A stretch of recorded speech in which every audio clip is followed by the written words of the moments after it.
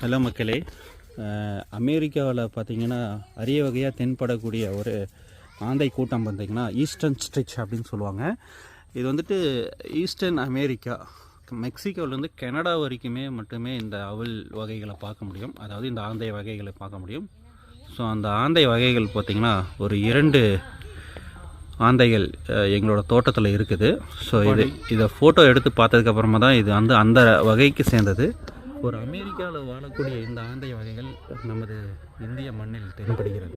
பூலாம்பட்டி, ஓடக்காட்டூரில் முருகன் கோயிலுக்கு அருகில் பார்த்திங்கன்னா புது வகையான ஒரு ஆந்தை தென்பட்டது.